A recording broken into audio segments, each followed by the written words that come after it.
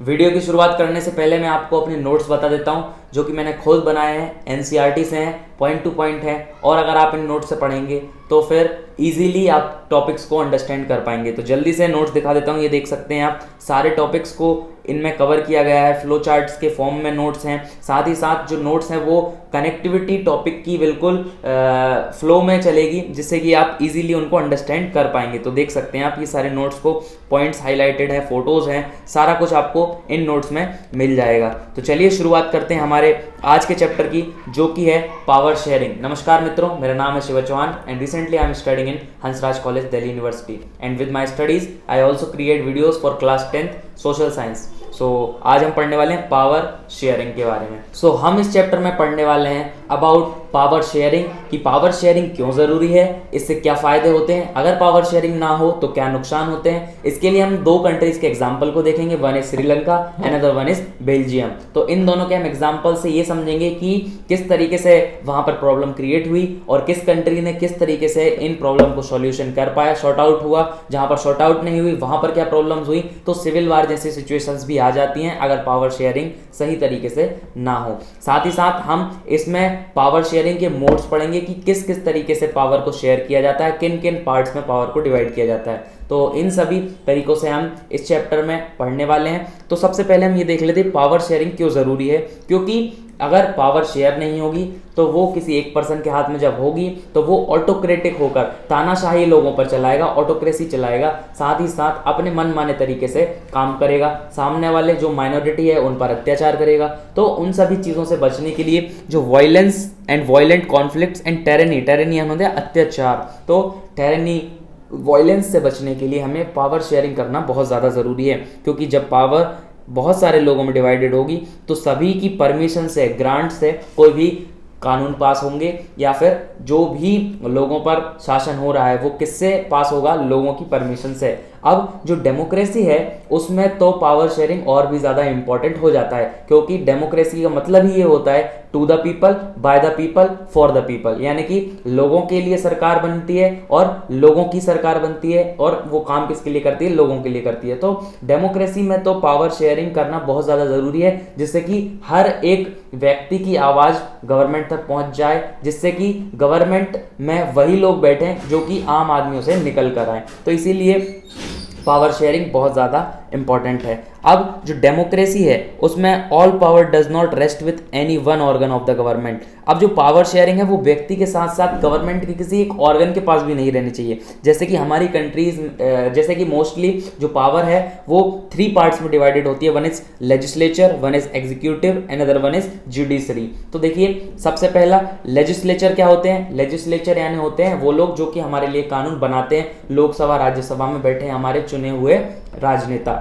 फिर उसके बाद में एग्जीक्यूटिव होते हैं जो कि उन सभी आईएएस आईपीएस ऑफिसर्स और ये जो सेंट्रल डिपार्टमेंट हैं वो सारे ऑफिसर्स किस में आते हैं, एग्जीक्यूटिव में, जो कि जो कानून बने हैं उन्हें एग्जीक्यूट करते हैं कॉमन लोगों में। साथ ही साथ एक होती है जुडिशरी। अगर मान लीजिए लेजिस्लेचर ने किसी कानून को गलत बनाया है तो लोग, कॉमन पीपल, साथ ही साथ एग्जीक्यूटिव यहाँ पर जुडिशरी में जा सकते हैं, जिससे कि उस लॉ को, जो भी लॉ बना हुआ है उसे या तो फिर उसका रीचेक होगा या फिर वो गलत है तो फिर उसे फिर से रीयूनियन उसकी की जाएगी। तो इस तरीके से हमारा जो है वो सिस्टम वर्क करता है। तो हमारे जितने भी डेमोक्रेसीज हैं उनमें मोस्टली 3 पार्ट्स में डिवाइडेड होता ही है, one is legislature, another one is executive and judiciary. अब इसमें से क्या होगा कि एक डिपार्टमेंट के पास पावर नहीं रहेगी, सभी डिपार्टमेंट पैरेलली बैलेंस बनाकर काम करेंगे, जिससे कि सभी लोगों के लिए वो काम कर पाएंगे।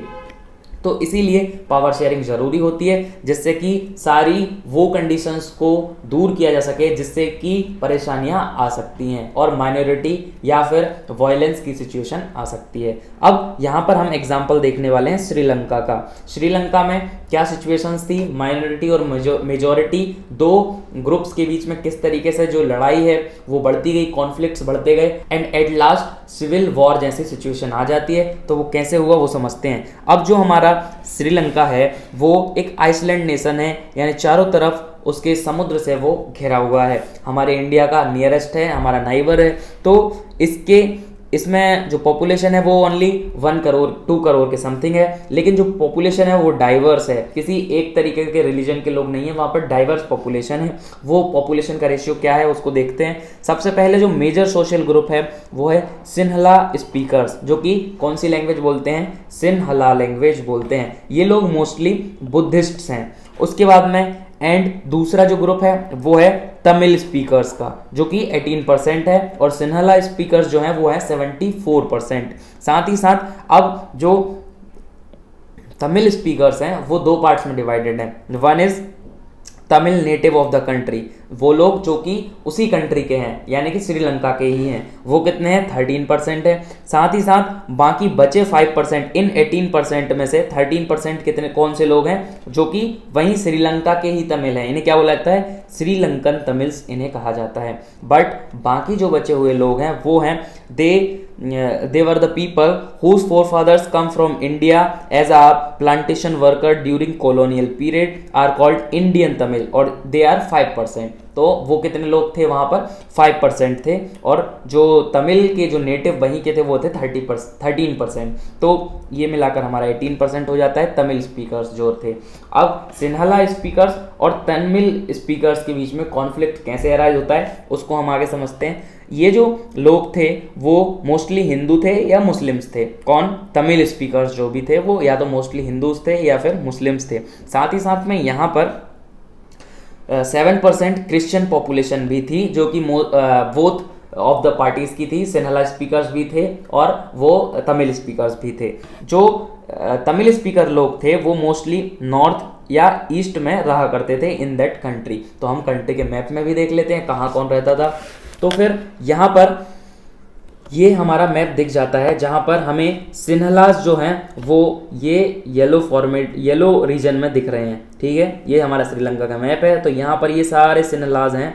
और उसके बाद में मुस्लिम पॉपुलेशन जो है वो ग्रुप्स में यहाँ पर ये डिवाइडेड है, ये देख सकते हैं, जो कि मुस्लिम पॉपुलेशन है। तो इन रीजन्स में यहाँ पर मुस्लिम पॉपुलेशन है। साथ ही साथ जो इंडियन तमिल है वो हमें यहाँ पर दिख रहे हैं ब्राउन कलर में। तो ये देखिए तमिल पीपल ये इस तरीके से, जो कि इंडियन तमिल है। उसके बाद में नेक्स्ट हमें श्रीलंकन तमिल्स को देखेंगे। श्रीलंकन तमिल्स हमें यहाँ पर ये नज़र आ जाएंगे, जो कि कॉर्नर में हैं श्रीलंका के, और ये सारे हमारे कौन है, श्रीलंकन तमिल्स हैं। तो ये हमने देख लिया, सिन्हलियास हो गए, श्रीलंकन तमिल हो गए, इंडियन तमिल हो गए एंड मुस्लिम्स हो गए। इस तरीके से यहाँ पर जो रीजन है डिफरेंट रीजन्स में पॉपुलेशन डिवाइडेड थी। अब हम यहाँ पर ये देखते हैं, ये जो श्रीलंका है वो 1948 में इंडिपेंडेंट नेशन बन जाता है। अब यहाँ पर हम देखने वाले हैं अबाउट मेजोरिटेनिज्म इन श्रीलंका। तो श्रीलंका में कैसे मेजोरिटियनिज्म हुआ और मेजोरिटियनिज्म के चलते वहाँ पर क्या प्रॉब्लम्स क्रिएट हुई। सबसे पहले ये समझ लेते हैं कि होता क्या है आखिर मेजोरिटियनिज्म। मेजोरिटी यानी कि वो लोग जो कि मेजोरिटी में हैं वो अपने रूल्स एंड रेगुलेशंस वहाँ पर इम्प्लीमेंट करने की कोशिश करते हैं। A belief that a majority community should be able to rule the country in whichever way it wants। तो ये बिलीफ जो है वो कहलाता है मेजोरिटियनिज्म। अब श्रीलंका जो है वो 1948 में इंडिपेंडेंट कंट्री बन जाता है। जो सिन्हलास थे वो वहाँ पर डोमिनेंस करते हैं ओवर गवर्नमेंट, और गवर्नमेंट पर जब वो डोमिनेंस करते हैं, मोस्टली सिन्हलास लोग ही गवर्नमेंट में रहते हैं, तो वो मेजोरिटियन मेजर्स लेते हैं। किसके लिए, सिन्हलास के लिए, बुद्धिज्म के लिए। तो जिससे कि जो लोग जो तमिल स्पीकर्स हैं वो अपने आप को बहुत ज़्यादा उनको परेशानियां होती हैं। जैसे कि क्या क्या मेजोरिटियन मेजर्स लेते हैं अपने फ़ायदे के लिए, वो कुछ रूल्स एंड रेगुलेशंस बनाते हैं। 1956 में वो एक एक्ट पास करते हैं जिसमें रिकॉग्नाइज किया जाता है as they are the Sinhala is the official language of that country disregarding Tamil. इससे क्या हुआ, तमिल को डिसरिस्पेक्ट हुई क्योंकि उसे एक ऑफिशियल लैंग्वेज बना दिया। वहां पर तो डिफरेंट लैंग्वेज को लोग बोलते थे, तमिल को भी बोलते थे और सिन्हला को भी बोलते थे। तो फिर अगर दो तरीके के लोग हैं तो किसी एक लैंग्वेज को क्यों वहां की ऑफिशियल लैंग्वेज बना दिया जाएगा। तो इसलिए यहाँ के जो तमिल लोग थे उन्हें प्रॉब्लम हुई। उसके बाद में तमिल जो लैंग्वेज थी उसकी भी डिसरिस्पेक्ट हुई। साथ ही साथ इन्होंने ऐसी पॉलिसीज़ बनाई जो कि फेवर करती थी Sinhala applicants for the universities positions and government jobs, ताकि ऐसी पॉलिसीज़ बनी जिससे कि जो सिन्हला लोग हैं उनका ही गवर्नमेंट जॉब्स में ज़्यादा से ज़्यादा सिलेक्शन हो। साथ ही साथ मोस्ट जो गवर्नमेंट की रिनोन्ड यूनिवर्सिटीज़ थी उसमें भी सिन्हला लोग ही जाएं। और इससे तो जाहिर सी बात है कि जो तमिल लैंग्वेज को स्पीक करने वाले लोग हैं उन्हें बहुत ज़्यादा प्रॉब्लम्स क्रिएट होंगी, क्योंकि वो इससे बैकवर्ड रह जाएंगे। तो फिर ये वाला जो पॉइंट था वो बहुत ज़्यादा उनके लिए गलत था और इससे फिर कॉन्फ्लिक्ट्स की सिचुएशन आ जाती हैं। अब यहाँ पर एक और जो रूल था वो था state shall protect and foster Buddhism, यानी कि स्टेट जो है बुद्धिज्म को प्रोटेक्ट भी कर सकता है और दूसरे जो तमिल लोग हैं उन पर बुद्धिज्म को फोस्टर भी कर सकता है, उन लोगों पर को कन्वर्ट भी कर सकता है इनटू बुद्धिज्म किसी भी रिलीजन से। ये अब यहाँ पर क्या होता है, the feeling of alienation among Sri Lankan Tamils gate increase. जो श्रीलंकन तमिल्स थे उनमें एलिनेशन की भावना, अलगाव की भावना इंक्रीज हो जाती है। अलगाव यानी कि उन्हें ऐसा लगता है कि हम अलग हैं, हमें ये लोग बहुत ज़्यादा हाशिए पर रखे हुए हैं, हम लोगों से बहुत ज़्यादा क्या हो रहा है, यहाँ पर भेदभाव हो रहा है। तो फिर नेक्स्ट क्या होता है, constitution and government policies denied them equal political rights. वो पॉलिटिकल राइट्स मांगते हैं ताकि उन्हें इक्वलिटी मिल पाए, लेकिन गवर्नमेंट जो है और कॉन्स्टिट्यूशन है वो डिनाई कर देता है, क्योंकि वहाँ पर मेजॉरिटी में कौन थे, सिन्हलास थे। तो अब देखते हैं मेजोरिटेरिज्म के बाद में क्या सिचुएशन वहाँ पर आती है। श्रीलंका जो तमिल हैं वो पार्टीज लॉन्च करते हैं, स्ट्रगल्स लॉन्च करते हैं और बहुत स्ट्रगल करते हैं and recognition of Tamil as a official language की डिमांड करते हैं कि तमिल को एक ऑफिशियल लैंग्वेज बनाया जाना चाहिए in the areas where people speak Tamil. तो उन एरियाज में तो बना ही देना चाहिए। Regional autonomy and equality of opportunity in securing education and jobs, यानी कि एजुकेशन और जॉब्स में हमें इक्वल अपॉर्चुनिटीज़ चाहिए, इस चीज़ की वो लोग डिमांड करते हैं। साथ ही साथ ऑफिशियल लैंग्वेज, इसको भी एक ऑफिशियल लैंग्वेज का दर्जा दिया जाना चाहिए, किसको, तमिल को। सिन्हला ऑफिशियल लैंग्वेज बना दी है तो कोई बात नहीं, लेकिन उसके साथ साथ इसे भी, तमिल को भी एक ऑफिशियल लैंग्वेज बनाया जाना चाहिए, तो 2 लैंग्वेज हो जाना चाहिए, ये उनकी डिमांड थी। साथ ही साथ एजुकेशन, उन्हें इक्वालिटी, ये सारी चीज़ें चाहिए थी, जॉब में इक्वालिटी चाहिए थी। उसी के साथ साथ they were demanding independent Tamil Eelam. Tamil Eelam यानी कि एक स्टेट चाहते थे वो लोगों का इंडिपेंडेंट, जो कि तमिल बोलते हैं, और तमिल बोलने वाले जो लोग एक रीजन में रहते हैं तो उनके लिए इन्हें क्या चाहिए था, एक इंडिपेंडेंट रीजन यहाँ पर चाहिए था, एक इंडिपेंडेंट तमिल ईलम, तमिल स्टेट चाहिए था in the northern and the eastern part of the Sri Lanka, जहाँ पर नॉर्थ और जो ईस्टर्न पार्ट है श्रीलंका का, जहाँ पर मोस्टली ये लोग रह रहे हैं तमिल स्पीकिंग, वहाँ पर इन लोगों को अपना एक डिफरेंट रीजन चाहिए था। बट ये जो इनकी जो मांगे हैं उनको रिपीटेडली डिनाई किया गया, उन्हें मना कर दिया गया, उन्हें नहीं माना गया, क्योंकि गवर्नमेंट किसकी थी, मेजोरिटी में थी, सिन्हलास के लिए। अब इससे एक वाइड स्प्रेड कॉन्फ्लिक्ट इमर्ज हुआ, इन दोनों पक्षों के बीच में लड़ाइयाँ और स्ट्रगल्स शुरू हुए और इससे एक कॉन्फ्लिक्ट बहुत ज़्यादा बढ़ता गया, धीरे धीरे फाइट्स होना शुरू हो गई और फिर सिविल वॉर की सिचुएशन आ जाती है। सिविल वॉर क्या होता है, civil war is a violent conflict between opposing groups within a country that become so intense that appears like a war, यानी कि दो डिफरेंट ग्रुप्स के बीच में वॉर होना और ये वॉर फिर इतना ज़्यादा बढ़ जाना कि वो पूरी कंट्री के लिए प्रॉब्लम्स क्रिएट करने लगे और एक पूरी कंट्री को इकोनॉमिकली, पॉलिटिकली तबाह करने की राह पर चल पड़े, तो उसे हम क्या कहते हैं, सिविल वॉर कहते हैं। तो अब यहाँ पर हमारे सिविल वॉर की सिचुएशन आ जाती है between Tamils and Sinhala peoples. तो अब इससे कई सारे लोग मारे जाते हैं and people of the both communities have been killed, many families were forced to leave the country, और कई लोगों को फिर क्या कर दिया जाता है, कंट्री को छोड़कर भी जाना पड़ जाता है और अदर कंट्रीज में उन्हें बसना पड़ता है। और उसके बाद में इससे एक टेरिबल प्रॉब्लम क्रिएट होती है, social problem, cultural as well as economical life of the country में, मतलब कि जो लोगों की लाइफ है उसमें प्रॉब्लम्स आ जाती हैं, सोशल, इकोनॉमिकल, पॉलिटिकल, वो तो हर तरीके की प्रॉब्लम जब आती है, कॉन्फ्लिक्ट्स होते हैं तो, और लड़ाइयाँ, वॉर होते हैं तो हर तरीके की प्रॉब्लम आती है। ये बहुत ज़्यादा बढ़ जाती है और लोगों की लाइफ बहुत ज़्यादा ख़राब हो जाती है। इससे जो ये जो लड़ाई है, जो सिविल वॉर है, वो फिर फाइनली 2009 में एंड होता है और उसमें भी मतलब ज़्यादा सुधार नहीं होता, लेकिन कोई सुधार नहीं होता, लेकिन फिर ये वॉर जो है वो बंद हो जाता है इन 2009। अब इसका हम एक उल्टा और अपोजिट केस देखेंगे, वो है the case of Belgium. Belgium में भी इसी तरीके से डिवीज़न था लोगों के बीच में, लेकिन बेल्जियम में जब कॉन्फ्लिक्ट की सिचुएशन अराइज होने लगी तो उन्होंने किस तरीके से दिमाग लगाकर इस सिचुएशन को हैंडल किया है, उसके बारे में, उस केस स्टडी के बारे में हम यहाँ पर पढ़ने वाले हैं। तो अब देखिए बेल्जियम का जो एग्जांपल है, बेल्जियम एक स्मॉल कंट्री है इन यूरोप और इसकी जो पॉपुलेशन है वो 1 करोड़ से थोड़ी ज़्यादा है। अब बेल्जियम किन किन कंट्रीज़ को बॉर्डर से टच करता है, वो है France, Netherland, Germany and Luxembourg. इन सभी को कंट्रीज़ की बाउंड्रीज़ को बेल्जियम टच करता है। बेल्जियम जो है उसमें कई मोस्टली 2 कम्युनिटीज़ हैं जो कि ब्रॉड हैं और ऐसे 3 कम्युनिटीज़ वहाँ पर हैं।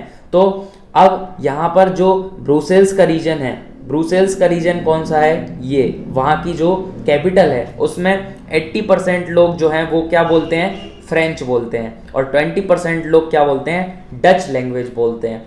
ये कैपिटल रीजन की बात चल रही है। उसके बाद में वेलम एरिया जो है, यानी कि जो कि हमें रेड से हाईलाइटेड दिख रहा है, वेलम एरिया जो है वहाँ पर जो लोग हैं वो फ्रेंच बोलते हैं जो कि है 40%। और फ्लेमिश एरिया जो है, इस रीजन में लोग कौन सी लैंग्वेज बोलते हैं, डच बोलते हैं। फ्लेमिश एरिया में डच लैंग्वेज बोली जाती है। ये लोग की जो वो है 59% लोग हैं और यहाँ पर 40% लोग जो हैं वो फ्रेंच बोलते हैं इन वेलन एरिया। उसके बाद में जो जर्मन स्पीकिंग लोग हैं वो ओनली 1% हैं, जो कि ये यहाँ पर ईस्टर्न साइड में दिख रहे हैं। तो इस तरीके से यहाँ की पॉपुलेशन का जो है स्ट्रक्चर है।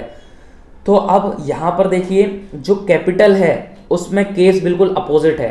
कैपिटल में फ्रेंच लैंग्वेज बोलने वाले ज़्यादा हैं और डच लैंग्वेज बोलने वाले कम हैं, लेकिन ओवरऑल कंट्री में डच बोलने वाले लोग ज़्यादा हैं और फ्रेंच बोलने वाले लोग कम हैं और डच बोलने वाले ज़्यादा हैं, opposite to the situation of the capital. और ओनली 1% लोग यहाँ पर हमारे जर्मनी के हैं, तो जर्मन लैंग्वेज बोलते हैं। तो ये वाला हमें पार्ट डेमोग्राफी वहाँ की समझ में आ चुकी है। सो अब समझते हैं कि यहाँ पर क्या रीज़न था कॉन्फ्लिक्ट का। तो यहाँ का जो एथनिक कंपोजिशन था वो थोड़ा कॉम्प्लेक्स था। अब जो माइनॉरिटी में थे वो थे फ्रेंच स्पीकिंग पीपल, लेकिन इन लोगों की पॉपुलेशन ऑल ओवर कंट्री में तो कम थी, पर जो कैपिटल सिटी है वहाँ पर इनकी पॉपुलेशन का जो कंपोजिशन है वो ज़्यादा था और साथ ही साथ ये लोग रिच भी थे एंड पावरफुल भी थे। तो अब इसका इन लोगों ने फ़ायदा उठाया और इन लोगों ने किसको ऑप्रेस किया, डच स्पीकिंग पीपल्स को। So this was resented by the Dutch speaking community. Dutch speaking लोगों ने इसका विरोध किया। रिसेंटेड यानी कि विरोध करना, किस चीज़ का, इनकी जो पावर है उसके कारण आ रही प्रॉब्लम्स का। अब इनके पास जो पावर थी, किसके पास थी पावर, हमारे फ्रेंच स्पीकिंग पीपल्स के पास में। तो फ्रेंच स्पीकिंग पीपल्स जो थे, ये वाले लोग, इनके पास में क्योंकि पावर थी तो ये लोग क्या कर रहे थे, इसके कारण इन लोगों की वजह से एजुकेशनल एंड इकोनॉमिक डेवलपमेंट का जो बेनिफिट है वो डच लोगों को बहुत बाद में मिल पाया। यानी कि इकोनॉमिक एंड एजुकेशनल बेनिफिट्स पहले फ्रेंच लोगों को मिला, उसके बाद में Dutch speaking community who got the benefit of economic development and education much later. कई टाइम बाद उनको ये सारी चीज़ें मिल पाई। तो इस चीज़ का वो लोग विरोध करते थे, कौन, डच लोग। और इसी के कारण टेंशन अराइज हुई between Dutch speaking people and French speaking community during 1950s and 60s। यानी कि 1950-60 के टाइम पर ये सिचुएशन अराइज हुई और फिर उसके बाद में मोर एक्यूट इन ब्रुसेल्स। जो ब्रुसेल्स वहाँ की कैपिटल सिटी थी, कैपिटल सिटी में ये सिचुएशन और ज़्यादा खतरनाक थी और ज़्यादा प्रखर थी, तेज थी। कौन सी सिचुएशन, कॉन्फ्लिक्ट की, क्योंकि वहाँ पर तो फिर साथ ही साथ जो फ्रेंच के लोग थे वो ज़्यादा थे और साथ ही साथ उन लोगों के पास में पावर भी थी। तो इस तरीके से वहाँ पर प्रॉब्लम थी। उसके बाद में अब आती है बात एकोमोडेशन इन बेल्जियम। लेकिन जो बेल्जियम है उसने कॉन्शियसली इस बात को समझा और वाइसली डिसीजंस लिए, जिससे कि वहाँ की जो प्रॉब्लम है वो सॉर्ट आउट हो पाई और पॉपुलेशन शांति से फिर सभी लोग रहने लगे। तो वो कैसे हुआ, the Belgian leader took different path. उन लोगों ने श्रीलंका से एक जो पाथ है वो डिफरेंट लिया। अब उन्होंने क्या किया, they recognise the existence of regional differences and cultural diversities. क्योंकि यहाँ पर दो लैंग्वेज को बोलने वाले लोग थे तो उनके बीच में रीजनल डिफरेंसेस भी थे, साथ ही साथ कल्चरल डाइवर्सिटीज़ भी थी, तो उन्होंने इस चीज़ को रिकॉग्नाइज किया। उसके बाद में 1970 से लेकर 1993 के बीच में दे अमेंडेड कॉन्स्टिट्यूशंस 4 टाइम्स। यहाँ पर इनका जो कॉन्स्टिट्यूशंस है उसमें 4 बार बदलाव किए गए, और उन बदलावों में क्या हुआ, अबाउट द इम्प्रूवमेंट, यानी कि जो कॉन्स्टिट्यूशन है उसमें 4 टाइम्स इंप्रूवमेंट किया ताकि ये जो प्रॉब्लम है वो सॉर्ट आउट हो जाए। अब वहाँ पर क्या मेजर चेंजेस किए गए, सो इनका जो इनोवेटिव अरेंजमेंट्स था उसके तहत यहाँ पर क्या क्या चेंजेस हुए उनके बारे में हम समझते हैं और क्या क्या इंप्रूवमेंट किए गए। सबसे पहला, constitution prescribe that the number of Dutch speaking and French speaking ministers shall be equal in the central government, though no single community can make decision unilaterally. अब यहाँ पर कोई भी सिंगल कम्युनिटी यूनिलेटरली यानी अकेले डिसीजन नहीं ले सकती on behalf of all the country. अब यहाँ पर जब भी डिसीजन लिए जाएंगे उसमें दोनों कम्युनिटीज साथ मिलकर रहेंगी। साथ ही साथ जो Dutch speaking and French speaking ministers थे उनकी क्वांटिटी भी यानी बराबर बराबर होंगी। अब डच स्पीकिंग और फ्रेंच स्पीकिंग जो मिनिस्टर्स हैं वो भी सेंट्रल गवर्नमेंट में इक्वल रहेंगे। उसके बाद में नेक्स्ट क्या चेंजेस था, many power of the central government have given to state government. अब यहाँ पर पावर्स सेंट्रल गवर्नमेंट से कहाँ पर आ गई, हमारे स्टेट गवर्नमेंट की तरफ आ गई, क्योंकि यहाँ पर कम्युनिटीज़ में जो है वो स्पीकिंग की लैंग्वेज है उसके बेसिस पर डिफरेंसेस था। तो अब जब स्टेट गवर्नमेंट के पास पावर आ जाएगी तो स्टेट में वो किस 2 स्टेट्स में डिवाइडेड थे, तो यहाँ पर डच स्पीकिंग और फ्रेंच स्पीकिंग दोनों लोगों के लिए एक अलग अलग गवर्नमेंट्स हो जाएंगी। साथ ही साथ यहाँ पर they are not the subordinate to the central government. जो स्टेट गवर्नमेंट हैं वो सबऑर्डिनेट नहीं है यानी सेंट्रल गवर्नमेंट के अंडर में काम नहीं करेगी, वो अपने लिए अलग डिसीजंस भी ले सकती हैं उस रीजन के लोगों के लिए जो कि उस स्टेट में रहते हैं। उसी के साथ ब्रुसेल्स हैज सेपरेट गवर्नमेंट। जो ब्रुसेल्स था कैपिटल सिटी थी वहाँ पर एक सेपरेट गवर्नमेंट बनाई गई और उसमें भी बोथ कम्युनिटीज़ के इक्वल रिप्रेजेंटेटिव्स थे। डच स्पीकिंग कम्युनिटीज ने भी इस बात को एक्सेप्ट किया, the representation in the central government. अब सेंट्रल गवर्नमेंट में डच स्पीकिंग लोगों ने बराबर बराबर जो इक्वल मिनिस्टर्स थे उसको यहाँ पर अप्रूव कर दिया, और साथ ही साथ जो फ्रेंच लोग थे उन्होंने ऑल ओवर कंट्री की जो सेंट्रल गवर्नमेंट थी उसमें अप्रूव कर दिया है। उसके बाद में यहाँ पर एक थर्ड काइंड ऑफ गवर्नमेंट बनाई गई जिसे कि कम्युनिटी गवर्नमेंट कहा गया, और ये जो गवर्नमेंट है वो उन लोगों के बिहाफ पर वो लोग इस गवर्नमेंट को चुनेंगे जो कि उस लैंग्वेज को बोलते हैं। अब जो ये जो कम्युनिटी वाली गवर्नमेंट थी वो लैंग्वेज के बेसिस पर थी।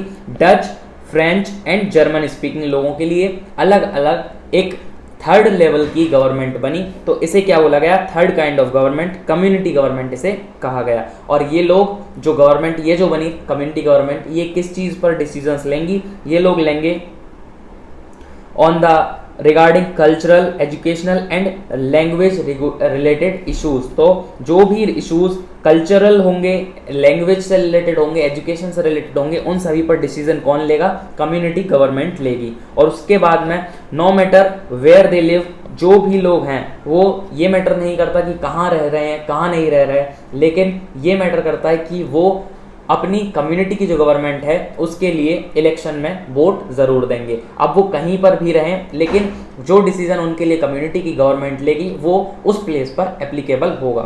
तो उसके बाद में अब हम आ जाते हैं नेक्स्ट।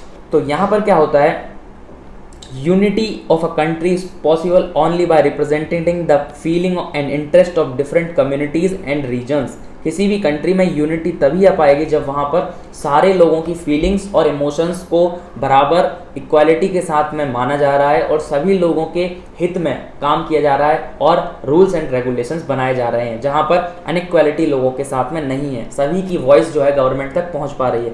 तो ये जो इनोवेटिव अरेंजमेंट ब्रुसेल्स और बेल्जियम में बनाया गया, इससे क्या हुआ, ये जो प्रॉब्लम है वो सॉर्ट आउट हो गई। और फिर इससे क्या हुआ, such realisation result manually acceptable arrangement for sharing power and opposite in Sri Lanka. तो यहाँ पर क्या हुआ, जो बेल्जियम है वहाँ पर इससे लोगों में एक एक्सेप्टेबल अरेंजमेंट बन पाया और ये प्रॉब्लम को सॉर्ट आउट कर पाए। लेकिन श्रीलंका सोज अ कॉन्ट्रास्टिंग एग्जाम्पल, श्रीलंका में इसका अपोजिट हुआ, क्योंकि एकोमोडेशन नहीं हो पाया तो फिर लोगों के बीच में जो कॉन्फ्लिक्ट है वो बढ़ता गया और फिर सिविल वॉर की सिचुएशन आ जाती है। इसके चलते यूरोप ने जब अपना हेडक्वार्टर बनाने का सोचा यूरोपियन यूनियन के लिए, तो उन्होंने ब्रुसेल्स में अपना हेडक्वार्टर बनाया और दिस इज द हेडक्वार्टर। तो हेडक्वार्टर जो है वो उन्होंने कहाँ बनाया, ब्रुसेल्स में बनाया है। इसका मतलब कि जो इन्होंने अपने इनोवेटिव अरेंजमेंट्स किए थे वो बहुत ज़्यादा सक्सेसफुली वर्क कर पाए, तभी वहाँ पर पीस की सिचुएशन आ गई और सभी लोगों को इक्वल राइट्स मिल पाए। और इसके ही चलते सभी नेशंस में इनकी तारीफ भी हुई। साथ ही साथ यूरोप ने जब अपना हेडक्वार्टर बनाया तो ब्रुसेल्स में ही उसे बनाने के लिए सोचा, क्योंकि वहाँ पर अब जो सिचुएशंस हैं वो बहुत ज़्यादा सही हो गई होंगी। तो इससे हमें पता चलता है कि किस तरीके से जो उन्होंने अपने रूल्स एंड रेगुलेशंस को इम्प्रूवमेंट किया, उन पर काम किया, तो वो किस तरीके से लोगों के लिए फ़ायदेमंद साबित होते हैं। And this new cartoon is showing about the problem in Germany. Germany में जो है वो कोलिशन गवर्नमेंट बनी थी, यानी जो जर्मनी की दो अपोजिंग मेन गवर्नमेंट्स थी, मेन पार्टीज थी, वो दोनों पार्टीज अपनी गवर्नमेंट बनाने में असफल रही। तो फिर क्या होता है, दोनों पार्टीज जो हैं वो दोनों मर्ज कर जाती है और गवर्नमेंट बनाती हैं। अब उससे वहाँ पर क्या सिचुएशन अराइव हो रही है उसके बारे में हम इसमें देख रहे हैं। वहाँ पर सोशल डेमोक्रेटिक पार्टी थी एंड क्रिश्चियन डेमोक्रेटिक पार्टी थी। अब ये जो दोनों पार्टीज थी वो एक दूसरे की राइवल्स हैं, ये दोनों के अपोज में अपना इलेक्शन लड़ती हैं। लेकिन क्या होता है, दोनों अपनी गवर्नमेंट नहीं बना पाती है, तो फिर बाद में मिलकर एक कोलिशन गवर्नमेंट बनाती है, because neither of them get majority seats in their own in 2005 elections. तो फिर उसके बाद में इन पार्टीज के बीच में कई बार कोई भी जब डिसीजन लेते हैं तो उसमें डिसीजन लेने के टाइम पर कई सारे जो हैं वो अपोजिशंस फेस करने पड़ते हैं और डाइवर्जेंट पोजीशंस होती हैं। कोई पार्टी बोलती है कि ऐसा होना चाहिए और अपोजिट वाली पार्टी बोलती है ऐसा होना चाहिए, लेकिन अब दोनों ही गवर्नमेंट में है तो उन्हें क्या होगा, अब हैंडल करके गवर्नमेंट चलानी पड़ेगी। तो ये कार्टून क्या दिखा रहा है, एक बस है जिसमें कि दो स्टीयरिंग लगी हुई हैं। तो दो स्टीयरिंग जब लगेगी तो एक इधर स्टीयरिंग को घुमाएगा तो गाड़ी इधर जाएगी, लेकिन दूसरा स्टीयरिंग को इधर घुमाएगा तो गाड़ी इधर जाएगी। जब तक ये दोनों सेम सिचुएशन में स्टीयरिंग घुमाएंगे गाड़ी सही जाएगी, अदरवाइज गाड़ी का बैलेंस बिगड़ जाएगा। तो इस तरीके से इस कार्टून में हमें ये चीज़ दिखाने की कोशिश की गई है। Next is why power sharing is desirable. Power sharing की रिक्वायरमेंट क्यों है और ये क्यों डिजायरेबल होता है, तो इस पर एक इंपॉर्टेंट क्वेश्चन बनता है। साथ ही साथ जो बेल्जियम में ये किस तरीके से चेंजेस लाए गए उनके ऊपर भी लॉन्ग क्वेश्चन बन जाता है। तो ये इंपॉर्टेंट चीज़ें हैं, इन्हें हमें ध्यान में रखना है। उसके बाद में 1 मार्कर में ये भी आ जाता है कि यूरोपियन यूनियन का कहाँ पर हेडक्वार्टर बना, तो वो हमें याद रखना है। अब पावर जो है वो उसको शेयर करना क्यों डिजायरेबल है, उसकी रिक्वायरमेंट क्या है, उसके लिए हम दो तथ्य दे सकते हैं। One is prudential reason and another one is moral reason. तो ये भी एग्जाम के पॉइंट ऑफ व्यू से इंपॉर्टेंट है। तो प्रूडेंशियल रीजंस क्या होते हैं, प्रूडेंशियल रीजंस वो होते हैं जो कि आउटकम बेस्ड होते हैं, आउटकम बेस्ड होंगे। जैसे कि हमें सच बोलना चाहिए, ये क्या हो गया, ये एक मोरल रीजन हो गया, यानी कि एक मोरालिटी है कि हमें ऐसा करना चाहिए, लेकिन हमें पढ़ना चाहिए जिससे कि हम कल एग्जाम में पास हो पाए। मान लीजिए हमारा कल एग्जाम है और हम कह रहे हैं कि हमें पढ़ना चाहिए, तो ये क्या हो गया, एक प्रूडेंशियल रीजन हो गया, क्योंकि आज हम अगर नहीं पढ़ाई करेंगे, अगर आज हम स्टडी नहीं करेंगे तो कल के एग्जाम में फिर हम क्या हो जाएंगे, फेल हो जाएंगे। तो यहाँ पर हमने डिसीजन कब लिया, हमने डिसीजन लिया आउटकम को सोचते हुए, और यहाँ पर हमने क्या बोला, हमें झूठ नहीं बोलना चाहिए। तो यहाँ पर हमने क्या डिसीजन लिया, मोरालिटी को सोच मद्देनजर रखते हुए हमने यहाँ पर डिसीजन लिया, जैसे कि हमें चोरी नहीं करनी चाहिए। तो ये कुछ चीजें होती हैं वो क्या होती हैं, मोरली राइट होती हैं, वो पहले से ही सेट होती हैं कि ऐसा नहीं करना चाहिए और ऐसा करना चाहिए। तो वो क्या होंगे, हमारे मोरल रीजन हो जाएंगे। और प्रूडेंशियल रीजन क्या होंगे, जब हम लाभ और हानि, प्रॉफिट और गेन, हम आउटकम को जब मद्देनजर रखते हुए किसी भी डिसीजन को लेंगे तो वो होंगे हमारे क्या, प्रूडेंशियल रीजन्स। तो यहाँ पर भी जो पावर शेयरिंग है उसके लिए 2 रीजंस दिए हैं। तो आउटकम बेस्ड रीजन जो है वो क्या कहता है कि power sharing goes is good because it help to reducing the possibility of conflict between social group. Social conflict often lead to the violence and political instability, and power sharing is good way to ensure the stability of political order. तो यहाँ पर हमारा prudential reason क्या हो गया, जो कि outcome based है, कि अगर हमारे पावर शेयरिंग नहीं होगी तो वायलेंस की सिचुएशन आ जाएगी, साथ ही साथ में पॉलिटिकल इनस्टेबिलिटी की सिचुएशन आएगी, क्योंकि मेजॉरिटी जो है माइनॉरिटी पर रूल करने की कोशिश करेगी। कई सारे लोगों में जो है कॉन्फ्लिक्ट्स बढ़ते रहेंगे, पार्टीज में कॉन्फ्लिक्ट्स बढ़ते रहेंगे, कम्युनिटीज़ में कॉन्फ्लिक्ट्स बढ़ते रहेंगे। तो डिफरेंट तरीके से यहाँ पर कॉन्फ्लिक्ट्स हो सकते हैं, और साथ ही साथ जो लोगों का मेंटल पीस है वो खराब हो जाएगा, कंट्री में सिविल वॉर की सिचुएशन आ जाएगी। तो इन सभी से बचने के लिए, to reduce the possibility of conflict between social groups, हमें क्या करना चाहिए, हमें पावर शेयरिंग करना चाहिए। तो ये हमारा हो गया प्रूडेंशियल रीजन, यानी कि अगर ऐसा नहीं होगा तो हमारे आउटकम्स वो हैं बहुत ज़्यादा खराब आ सकते हैं। तो यहाँ पर हमने प्रॉफिट और गेन को ध्यान में रखते हुए ये रीज़न दे दिया। उसके बाद में हमारा मोरल रीज़न क्या है, मोरल रीज़न है power sharing is the spirit of democracy. अगर किसी भी कंट्री में डेमोक्रेसी है तो डेमोक्रेसी की आत्मा ही पावर शेयरिंग होती है। यानी कि पावर शेयरिंग, जैसे कि मैंने आपको सबसे पहले समझाया था कि डेमोक्रेसी में पीपल जो है वो गवर्नमेंट को चुनते हैं, तो to the people, by the people, for the people. तो यहाँ पर क्या होता है, गवर्नमेंट जो है लोगों की होती है, लोगों के द्वारा होती है और लोगों के लिए काम करती है। इसीलिए स्पिरिट माना गया है किसकी, डेमोक्रेसी की, किस चीज़ को, पावर शेयरिंग को। तो ये एक मोरल रीजन यहाँ पर हमने समझ लिया।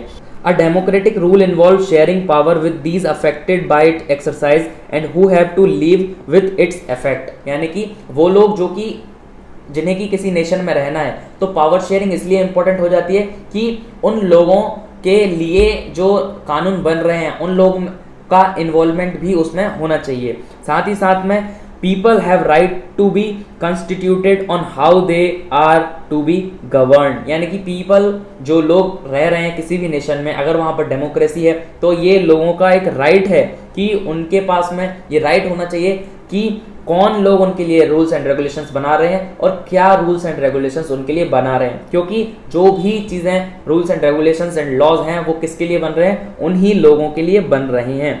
तो जो लोग हैं उन पर गवर्न कौन करेगा, ये अधिकार उन्हीं लोगों के पास में होना चाहिए कि वो चूज करें कि कौन लोग उन पर गवर्न करेगा। तो ये हमारा एक मोरल रीजन हो गया। साथ ही साथ में वही गवर्नमेंट लेजिटिमेट गवर्नमेंट कहलाएगी, सही गवर्नमेंट कहलाएगी, जो कि अपने सिटीजन्स के पार्टिसिपेशंस के थ्रू बने और acquire a stake in the system. यानी कि वही गवर्नमेंट सही कहलाएगी, मोरली करेक्ट कहलाएगी, जो कि लोगों के सपोर्ट से बने, लोग उसे बनाएं, तो वो गवर्नमेंट ही डेमोक्रेसी में सही गवर्नमेंट कहलाएगी। ये हमारा हो जाता है moral reason. Then next is importance of power sharing. Power sharing की इंपॉर्टेंस क्यों होती है, तो जो पावर शेयरिंग है वो अपोजिशन में आया, इमर्ज हुआ in the opposition of undivided political power. तो जैसे कि हम पहले के टाइम पर देखते थे कि वहाँ पर क्या होते थे, राजा, किंग्स होते थे और उनके एम्पायर्स होते थे, तो राजा के पास ही सारी पावर हुआ करती थी।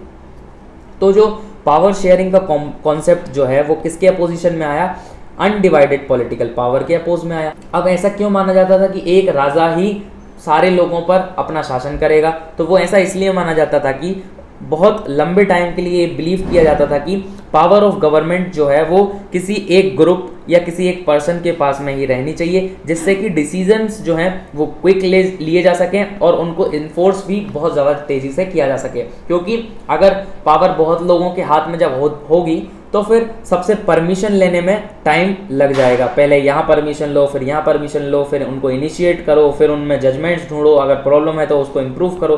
तो ये क्या है, टाइम कंज्यूमिंग चीज़ है, ऐसा पहले माना जाता था। तो इसीलिए जब डिसीजंस हैं, एक रूलर है उसने कह दिया कि ये डिसीजन इनिशिएट होना है, तो सारी जगह पर सेम टाइम पर वो इनिशिएट हो जाएगा। अगर रूलर डिफरेंट होंगे तो फिर अलग अलग जगह से हमें परमिशन लेनी पड़ेगी और उसके बाद में किसी चीज़ को इनिशिएट करना पड़ेगा।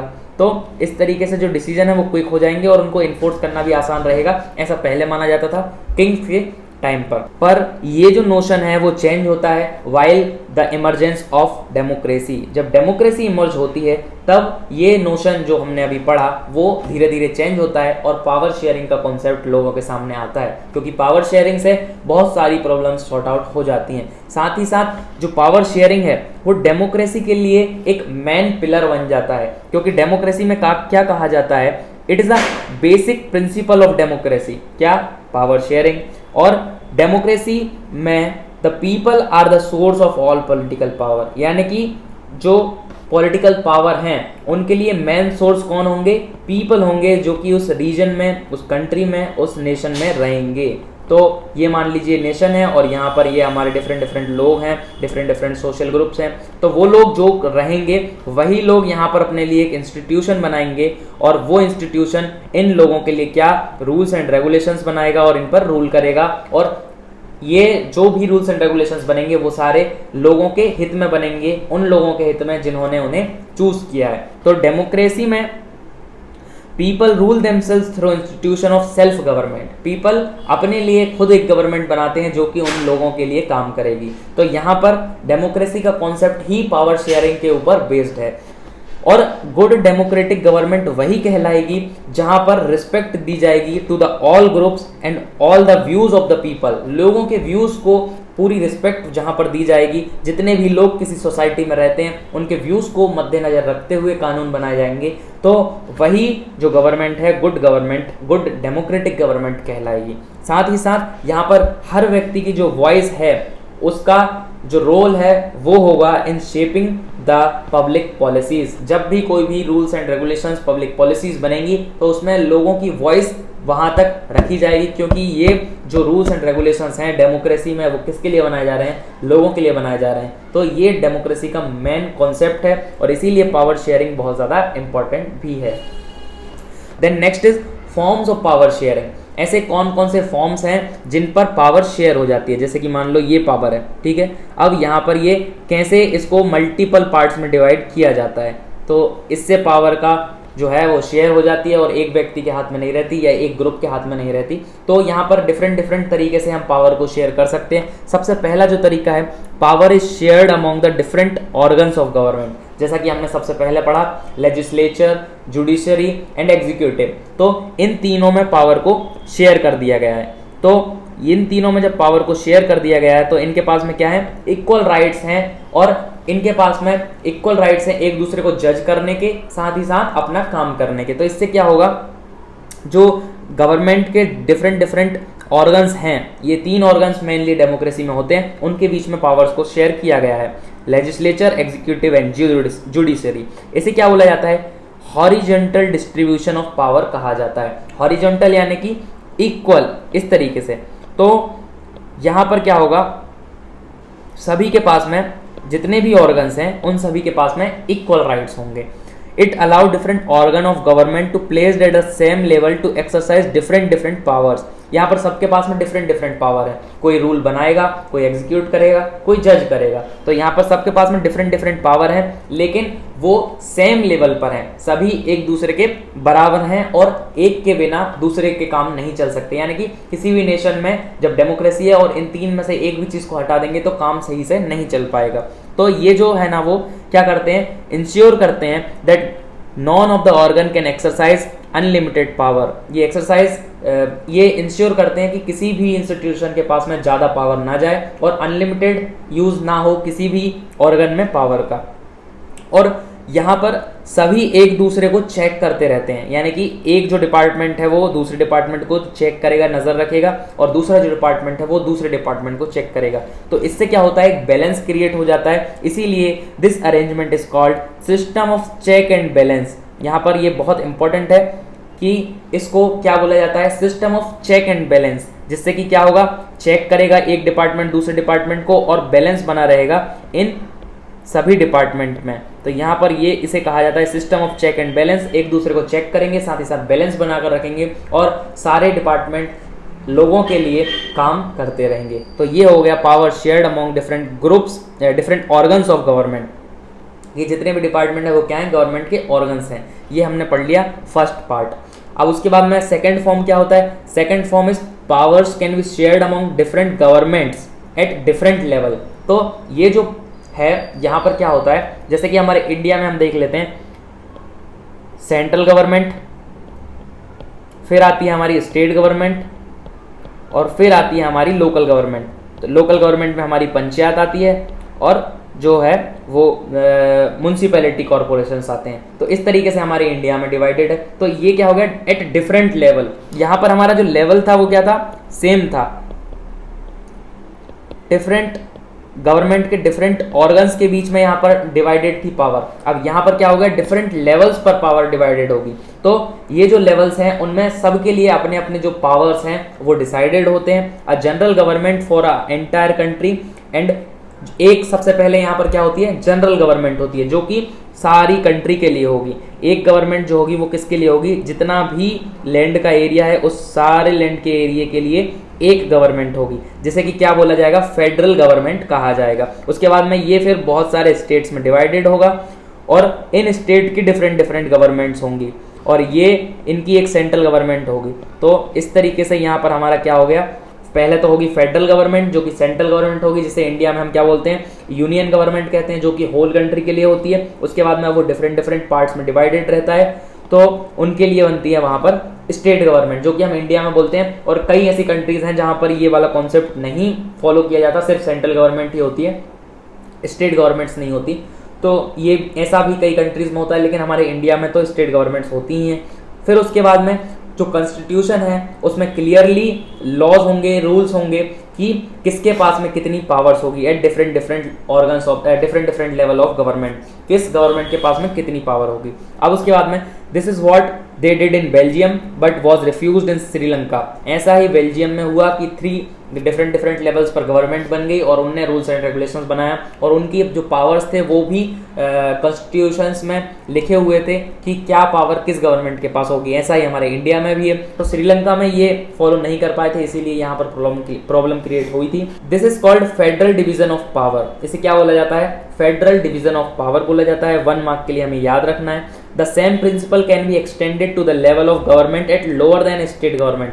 जैसा कि मैंने आपको बताया, स्टेट गवर्नमेंट के बाद में भी एक लोअर लेवल पर जो गवर्नमेंट होती है उसके लिए भी कॉन्स्टिट्यूशंस में राइट्स हैं, और उस लेवल पर भी यहाँ गवर्नमेंट डिवाइडेड होती है। तो उसे कम्युनिटी गवर्नमेंट कह लो या फिर लोकल गवर्नमेंट कह लो, हमारे इधर उसे म्युनिसिपैलिटी एंड पंचायत हम कहते हैं। तो इस तरीके से ये डिफरेंट लेवल्स पर गवर्नमेंट की जो पावर है वो डिवाइडेड है। 2 इंपॉर्टेंट पॉइंट्स के बारे में हमने पढ़ लिया है, 2 इंपॉर्टेंट फॉर्म्स ऑफ गवर्नमेंट के बारे में हमने पढ़ लिया है, पावर शेयरिंग किस बेसिस पर होती है। नेक्स्ट जो फॉर्म है वो है power may be shared among different social groups such as religious and linguistic groups.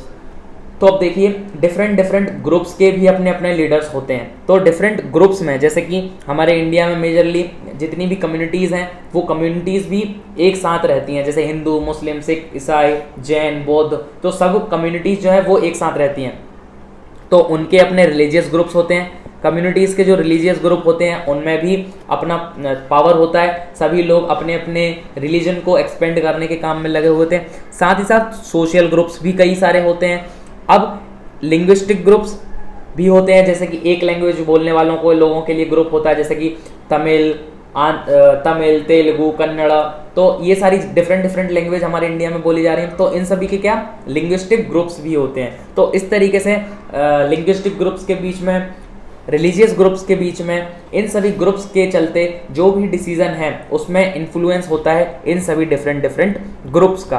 तो हम कह सकते हैं कि जो पावर है वो शेयर की गई है, जैसे कि गवर्नमेंट जो है वो डिसीजन अगर मान लो ले ले कुछ भी और वो इन ग्रुप के अपोजिशन में जाए, जैसे कि हिंदी को बिल्कुल ऑफिशियल लैंग्वेज बना दिया जाए, तो उसका अपोज करेंगे कौन लोग करेंगे, अब जो अदर लैंग्वेज के ग्रुप्स हैं वो उसका अपोज करेंगे। और ऐसा हुआ भी जब आज़ादी के बाद में हिंदी को इंडिया की ऑफिशियल लैंग्वेज बनाया जा रहा था, तब फिर डिफरेंट डिफरेंट स्टेट्स में कई सारे आंदोलन हुए। तो उन सभी चीज़ों पर हम नहीं जाएंगे, लेकिन इस तरीके से जो ग्रुप हैं वो इन्फ्लुएंस करते हैं किस चीज़ में, अपने लॉ मेकिंग में, कॉन्स्टिट्यूशन की डिजाइनिंग में, अमेंडमेंट में, तो इन सभी चीज़ों में इनका हाथ होता है। तो इसीलिए पावर इनके पास में भी होती है। साथ ही साथ रिलीजियस ग्रुप्स के पास में भी पावर होती है। और जो कम्युनिटी गवर्नमेंट है, community government in Belgium is a good example of this arrangement. जैसा कि हमने कम्युनिटी गवर्नमेंट के बारे में देखा जो कि बेल्जियम में है, उसके पास में पावर है। इसी तरीके से रिलीजियस और लिंग्विस्टिक ग्रुप्स होते हैं। तो ये बेल्जियम का जो एग्जांपल है जहाँ पर कम्युनिटी गवर्नमेंट बनी जो कि लैंग्वेज के बेस पर बनी थी, तो वो जो ग्रुप है इस तरीके से भी पावर डिवाइडेड होती है। In some countries there are constitutional and legal arrangement where socially weaker sections and women are represented in the legislature and administration. तो कई सारी कंट्रीज में वुमेन्स के लिए स्पेशल सीट्स हैं लेजिस्लेचर में जहाँ की वुमेन्स वीक हैं। जैसे हमारे इंडिया में भी कई सारी सीट्स जो हैं ग्राम पंचायत या म्यूनसिपैलिटी का जब इलेक्शन होता है तो वुमेन्स के लिए रिजर्व कर दी जाती हैं, कई एसटी के लिए रिजर्व कर दी जाती हैं। तो उन लोगों के लिए जो कि सोशली वीकर सेक्शन है उन लोगों के लिए सीट रिजर्व होती है इन लेजिस्लेचर। तो डिफरेंट ग्रुप्स के बीच में जब गवर्नमेंट की पावर शेयर है तब ये वाला जो सिस्टम है वो आया। इसी को कहा जाता है system of reserved constituencies in assemblies and parliament. तो रिजर्व्ड सीट होती हैं कुछ जो कि डिफरेंट वीकर सेक्शंस के लिए होती हैं। उसी के साथ साथ this give space in government and administration to diverse social groups who otherwise would feel alienated from the government. अब इससे उन लोगों को भी गवर्नमेंट में पार्टिसिपेशन मिल पाता है जो कि अपने को पिछड़ा हुआ समझ रहे थे, जो कि ये समझ रहे थे कि हमारे पास में इक्वल राइट्स नहीं है। तो जब उनका रिप्रेजेंटेटिव गवर्नमेंट में पहुंचेगा तो उस वीकर सेक्शन के लिए भी वो काम करेगा, उन लोगों के लिए भी रूल्स एंड रेगुलेशंस बनवाएगा। This method give minority communities a fair share in power. इससे जो माइनॉरिटी कम्युनिटी है उसको फेयर शेयर मिलता है पावर में, और माइनॉरिटी कम्युनिटी के स्ट्रेंथ करने में ये बहुत ज़्यादा इंपॉर्टेंट रोल प्ले करता है।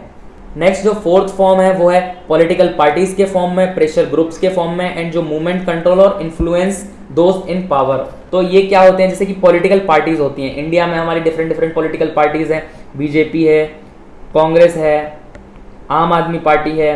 तो इस तरीके से यहाँ पर डिफरेंट पार्टीज में डिवाइडेड होती है किसी भी कंट्रीज में, और वो पार्टीज अपना काम करती हैं और इलेक्शन लड़ती हैं। तो इस तरीके से ये जो पार्टीज है इनके पास इन पार्टीज के फॉर्म में भी क्या होता है, पावर शेयर्ड होती है। जैसे कि कोई एक पार्टी जब पावर में आ जाती है तो किसी दूसरी पार्टी के लोग भी पावर में होते हैं। जैसे कि उस जो दूसरी पार्टी है उसको फिर क्या बोला जाएगा, अपोजिशन कहा जाता है, और एक होती है रूलिंग पार्टी। तो जब रूलिंग पार्टी कोई डिसीजंस लेगी तो उसमें अपोजिशन गवर्नमेंट को अगर सही नहीं लगेगा तो वो क्या करेंगी, उसे अपोज करेंगी। तो इस तरीके से पॉलिटिकल पार्टीज जो हैं वो एक इंपॉर्टेंट रोल प्ले करती हैं। साथ ही साथ प्रेशर ग्रुप्स होते हैं, जैसे कि स्टूडेंट यूनियंस होते हैं, लेबर यूनियंस होते हैं, टीचर्स यूनियंस होते हैं। तो डिफरेंट जो भी काम करने वाले लोग हैं उनके अपने अपने यूनियंस होते हैं। तो वो किसके हित में काम करती हैं, उन लोगों के हित में काम करती हैं। जैसे कि इसका एक सबसे बड़ा एग्जांपल अभी हम देख सकते हैं, जो कुछ सालों पहले हमारा क्या हुआ, किसान आंदोलन हुआ।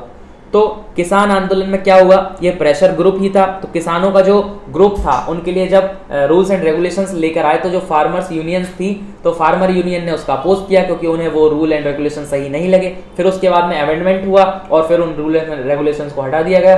तो ये एक बहुत बड़ा एग्जाम्पल है जो कि आप एग्जाम में भी लिख कर आ सकते हैं। तो इस तरीके से क्या होता है, पावर शेयरिंग होती है। पावर शेयरिंग उन प्रेशर ग्रुप जो था उसके पास में जब पावर थी तभी तो वो अपना जो आंदोलन हुआ उससे फिर उन्होंने कानून को चेंज करवा पाए। तो इस तरीके से भी पावर को शेयर किया जाता है जिससे कि लोगों के हित में काम किया जा सके। In long run, power is shared among different political parties that represent different ideologies and social group। तो जो different political parties हैं उनकी अपनी अपनी ideologies होती हैं और अपनी अपनी ideologies को वो क्या करती हैं, represent करती हैं, और उन ideologies को follow करने वाले लोगों को भी represent करती हैं। This kind of sharing can be direct. In democracy, we find interest groups such as those of traders, businessmen, and farmers and industrial workers. They also will have a share in government and power entire through participation in government committees or bring influence on the decision making process। तो ये क्या करते हैं, या तो government की power में participate करते हैं या फिर गवर्नमेंट पर प्रेशर बनाकर इन लोगों के इंटरेस्ट के लिए, मतलब अपने इंटरेस्ट के लिए ये लोग क्या करते हैं, जो डिसीजंस हैं उनमें इन्फ्लुएंस करते हैं ताकि इनके जो इंटरेस्ट का काम है वो हो पाए, जो भी लोग अपनी मांगे रखना चाहते हैं वो रख पाएं। तो ये किसके थ्रू होता है, प्रेशर ग्रुप्स के होता है, प्रेशर ग्रुप्स के थ्रू होता है और इंटरेस्ट ग्रुप्स के थ्रू होता है। तो इसी के साथ हमारा ये जो चैप्टर है वो एंड हो जाता है। हमने क्या समझा, पावर शेयरिंग गवर्नमेंट में किस किस फॉर्म में होती है, तो पॉलिटिकल पार्टीज के फॉर्म में, प्रेशर ग्रुप्स के फॉर्म में, साथ ही साथ में रिलीजियस एंड लिंग्विस्टिक ग्रुप्स के फॉर्म में। उसके बाद में power sharing at different levels of government and power sharing in different organs of government. तो ये हमने 4 इंपॉर्टेंट जो कि चैप्टर का जो एसेंस है इन 4 टॉपिक्स में ही है, तो ये हमें ध्यान में रखना है, इनको रिवाइज करना है। उसके बाद में जो नेक्स्ट हमने क्या समझा, इंपॉर्टेंस क्या है पावर शेयरिंग की, तो वो भी हम समझ चुके हैं। उसके बाद में पावर शेयरिंग की रिक्वायरमेंट क्या है, ये भी हमने समझा। साथ ही साथ हमने यहाँ पर 2 एग्जाम्पल भी समझे, श्रीलंका और बेल्जियम के, कि वहाँ पर किस तरीके से वाइज डिसीजंस लिए गए बेल्जियम में, और किस तरीके से श्रीलंका में गुड डिसीजंस के ना होने के कारण सिविल वॉर हुआ। तो इसी के साथ हमारा ये जो चैप्टर है वो एंड हो जाता है। होप करता हूँ आपको वीडियो पसंद आया होगा। अगर वीडियो पसंद आया है, डिस्क्रिप्शन जो मेरा है वो सही लगा है आपको, तो अपने फ्रेंड्स के साथ शेयर जरूर कर दीजिए। साथ ही साथ मेरे जो नोट्स हैं उनके आपको लिंक डिस्क्रिप्शन बॉक्स में मिल जाएंगे, मेरे सोशल मीडिया हैंडल्स के लिंक आपको डिस्क्रिप्शन बॉक्स में मिल जाएंगे, मुझसे जुड़ सकते हैं। और इसी तरीके से आप सभी के लिए वीडियोस में लाता रहूंगा नेक्स्ट चैप्टर्स की भी। सो अगर आपको पसंद आता है तो कमेंट में थोड़ा अप्रिशिएट करिए, और अगर आपको कुछ कमी लगती है तो मुझे कमेंट सेक्शन में बता सकते हैं कि मैं नेक्स्ट वीडियोस में क्या इंप्रूवमेंट कर सकता हूं, जिससे कि आपको आसानी होगी चैप्टर्स को समझने में। तो चलिए, टेक केयर, मिलते हैं किसी नेक्स्ट वीडियो में। Thank you so much for watching.